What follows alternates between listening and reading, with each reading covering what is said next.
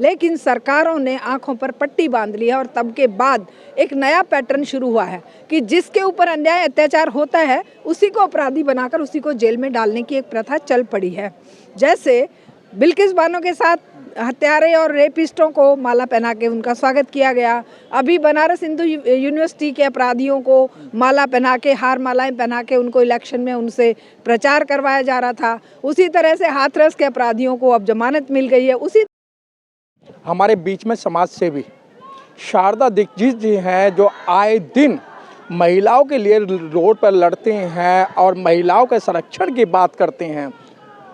Madam जी, देश को आज़ाद हुए 75 साल हो गए और महिलाओं को एक दूसरा दर्जा दिया जाता है, कहीं देवी का दर्जा दिया जाता है, कहीं माँ का दर्जा दिया जाता है, कहीं कैसा दर्जा दिया जाता है। और आज सरकार की तरफ से महिलाओं को किसी भी तरीके से संरक्षण नहीं है, सुरक्षा नहीं है, तो आए दिन बेटियों के साथ बलात्कार हो रहा है।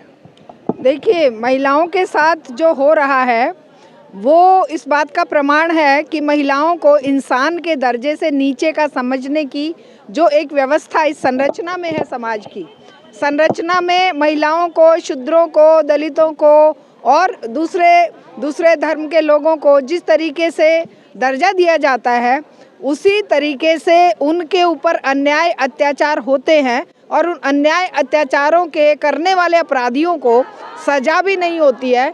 इसी के परिणाम स्वरूप दिन पर दिन ये अपराध बढ़ते जा रहे हैं। दिन पे दिन महिलाओं की जान और उनकी इज्जत खतरे में पड़ती जा रही है।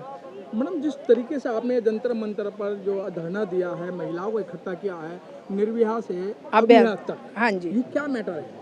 ये देखिए, 2012 के दिसंबर महीने की 16 तारीख को एक घटना हुई। ऐसी घटनाएं रोज दूर दराज देहात में होती रहती हैं। कभी आप हाथरस का कांड देख रहे हैं, कभी आप वो जो मार के फांसी लगा के लड़कियां पेड़ों पर टांग दी जाती हैं दलितों की या गरीब लोगों की, ये बहुत सारे घटनाएं लगातार होती रहती हैं। जैसे अंकिता भंडारी को मार के बहा दिया समुद्र में, आसिफा को मार दिया, इसी तरह से लगातार होती रहती हैं। लेकिन क्योंकि ये एक हाई प्रोफाइल केस था, राजधानी दिल्ली का था और यहाँ पर एक आवाज़ बुलंद हुई थी और वो आवाज़ इसलिए भी बुलंद हो पाई थी कि तब का रिजीम ऐसा रिजीम था कि यहाँ से लेके हम जंतर मंतर से लेकर हम राष्ट्रपति भवन तक के दीवारों पर चढ़ गए थे। लेकिन आज का रिजीम पिंजड़ा बना दिया है इस पूरे के पूरे प्रदर्शन के स्थल को भी, तो जंतर मंतर को। तो वो रिजीम था जिसमें निर्भया का केस पूरे इंटरनेशनल लेवल पे एक तरह से बदनाम हुआ और वो रिजीम भी इसी के चलते गया क्योंकि पितृसत्तात्मक जो व्यवस्था थी उस पर एक बड़ी चोट थी। लेकिन क्या उसके बाद अपराध खत्म हुए हैं? नहीं हुए हैं। हाँ, अपराधों की इंटेंसिटी में और ज़्यादा बढ़ोतरी हुई है और ज़्यादा क्षेत्र में इस तरह के अपराध होते रहते हैं। लेकिन सरकारों ने आंखों पर पट्टी बांध ली है और तब के बाद एक नया पैटर्न शुरू हुआ है कि जिसके ऊपर अन्याय अत्याचार होता है उसी को अपराधी बनाकर उसी को जेल में डालने की एक प्रथा चल पड़ी है। जैसे बिल्किस बानो के साथ हत्यारे और रेपिस्टों को माला पहना के उनका स्वागत किया गया। अभी बनारस हिंदू यूनिवर्सिटी के अपराधियों को माला पहना के, हार मालाएं पहना के उनको इलेक्शन में उनसे प्रचार करवाया जा रहा था। उसी तरह से हाथरस के अपराधियों को अब जमानत मिल गई है। उसी तरह से अभया का जो कांड हुआ है, अरे निर्भया को तो बोल रहे थे कि वो अपने फ्रेंड के साथ बाहर रात को क्यों गई थी। ये लड़की तो अभया तो रात को मरीजों की सेवा करने के लिए 36 घंटे ड्यूटी कर रही थी। क्या ये अपराध कर रही थी वो? उसके माता पिता ने क्या इसी दिन के लिए अपनी बेटी को पढ़ा लिखा कर एक समाज का एक यूजफुल, एक बहुत ही ऐसा सम्मानित पद पर स्थापित किया था? तो ये जो व्यवस्था है, इस व्यवस्था के परिणाम स्वरूप बेटियों की इज्जत, बेटियों की जान और बेटियों की मर्यादाओं के साथ खिलवाड़ हो रहा है। क्योंकि जब तक अपराधियों को सम्मानित किया जाता रहेगा, जब तक अंकिता भंडारी के जो हत्यारे और रेपिस्ट थे उनको आज तक भी सजा नहीं मिली। क्यों निर्भया के हत्यारों को सजा मिल गई? क्योंकि वो सामान्य नागरिक थे, क्योंकि वो किसी राजनीतिक संरक्षण में पल बढ़ नहीं रहे थे। लेकिन आज राजनीतिक संरक्षण के चलते अपराधियों की सजाएं माफ़ कर दी जाती हैं, चाहे वो न्यायालय से माफ़ करवा लें, चाहे वो सत्ता के बल पर। मैडम जी, अभी तक देखा गया था कि जो गरीब गुरबा लड़कियां हैं या जिनके पास पैसा नहीं है, अब तो ये देखा जा रहा है कि ना तो डॉक्टरों को बख्शा जा रहा है, ना इंजीनियर लड़कियों को बख्शा जा रहा है, ना सॉफ्टवेयर लड़कियों को बख्शा जा रहा है, और काम करने वाली महिलाओं को भी उसी निगाह से देखा जा रहा है, और सरकार के कानों पे जूं नहीं रेंग रही है। देखिए, अपराधियों की सरकार अगर होगी तो वो कैसे अपराधों पर अंकुश लगाएगी? अपराधियों की सरकार बनी है, संसद में आप देखिए ना 40-50% अभी भी आज भी अपराधी बैठे हैं। जब चुनावी राजनीति का एक आधार ही है कि कितने क्राइम किए हुए हैं, कितने वोटों को ये अपनी तरफ बटोर सकता है, डरा धमका के या पैसा खर्च करके या गलत तरीके से अपना प्रभाव जमा कर, तो ऐसे अपराधियों को अगर आप सत्ता में लाएंगे, ऐसे अपराधी अगर संसद में बैठेंगे, तो आप भूल जाइए कि महिलाओं की इज्जत क्या। आप देख लीजिए माइनॉरिटी के साथ क्या हो रहा है, आप देख लीजिए दलितों के साथ क्या हो रहा है, आप देख लीजिए बेटियों के साथ क्या हो रहा है। ये सारा दुष्चक्र है इस सत्ता में बैठे अपराधियों द्वारा व्यवस्था चलाए जाने का, जो खुद दंगों में 3000 लोगों को मरवा के और कितने जजेस को गलत तरीके से हटाकर या उनकी हत्या करके, जस्टिस लोया जैसे लोगों की हत्या करके आज जो सत्ता में बैठे, उनसे क्या हम उम्मीद करें कि वो अपराधियों को सजा देंगे? वो तो ये चाहेंगे कि ज़्यादा से ज़्यादा लोगों को, ज़्यादा से ज़्यादा अपराधियों को अपनी तरफ, क्योंकि उनके यहाँ जाकर कोई भी अपराधी जो है वो अपने अपराध माफ़ करवा लेता है, उसके अपराध सारे धुल जाते हैं, वो वॉशिंग मशीन लेकर बैठे हुए हैं। तो इस तरह की व्यवस्था में उम्मीद नहीं है। मैडम, मैंने अभी यहाँ एक पोस्टर देखा, उस पर लिखा है मोदी हमेशा हिसाब दो। हाँ। तो आप हिसाब किसका मांगना चाह रही हैं? देखिए, मोदी अमित सत्ता में जो बैठा होता है हिसाब उसी से मांगा जाता है। निर्भया का हिसाब कांग्रेस की सरकार से मांगा जा रहा था। अब ये जो हत्याएं लगातार एक के बाद एक हो रही हैं, एक के बाद एक हो रही हैं, जो रुकने का नाम नहीं ले रहे हैं, रेप केस हैं या मॉब लिंचिंग है या और तो हिसाब किससे मांगेंगे? मोदी अमित शाह से ही तो हिसाब मांगेंगे। अगर वहाँ पर ममता बनर्जी की सरकार है तो ममता से ही तो हिसाब मांगेंगे। हम हिसाब मांगने कहाँ जाएंगे? लोग कहते हैं कि इनसे क्यों हिसाब मांगते हो?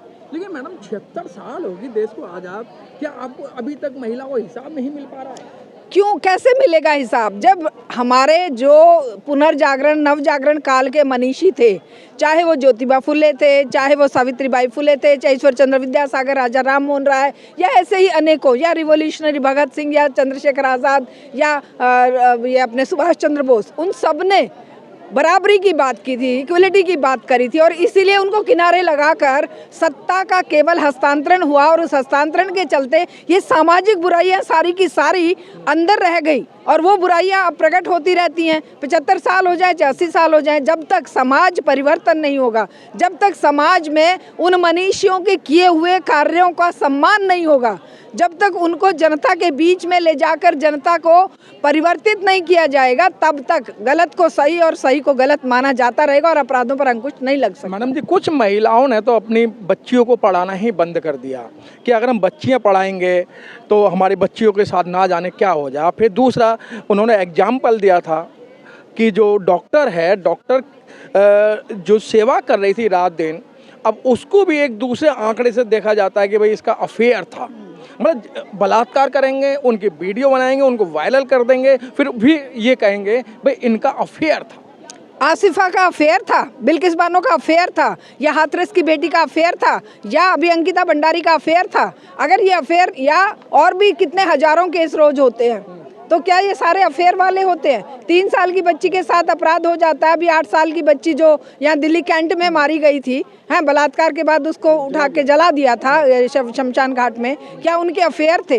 तो ये जो घटिया और गलत बातें महिलाओं के नाम पर या किसी भी जिसके साथ अपराध होता है, जिसके ऊपर अन्याय अत्याचार होता है, उसी को कटघरे में खड़ा करने की जो ये परंपरा नई बन गई है इस आज के रिजीम में, उसके बिना ख़त्म किए, उस पर सवाल उठाए बिना, अगर जनता जागरूक होकर, राजनीतिक चेतना से विहीन जनता को जो भी मीडिया में दिखाया जाता है, सुबह से शाम तक वो उसी को सच मानकर और अपने जीवन जी रही है। लेकिन असल जिम्मेदारी पढ़े लिखे हम लोगों की है, आप जैसे लोगों की है। इस समाज में सच्चाई को प्रतिस्थापित करने के लिए नवजागरण के मनीषियों के कामों को फिर से समाज के अंदर ले जाकर एक बड़े संघर्ष की ज़रूरत है, वरना ये जिसके ऊपर अत्याचार होता है, जुल्म होता है, उसी को अपराधी बनाकर सजाएं देते रहेंगे और अपराधी जो है वो सत्ता का सुख भोगते रहेंगे और सत्ता में जाकर प्रधानमंत्री क्या, मुख्यमंत्री क्या, सब कुछ बनते रहे, मुख्य न्यायाधीश बनते रहेंगे।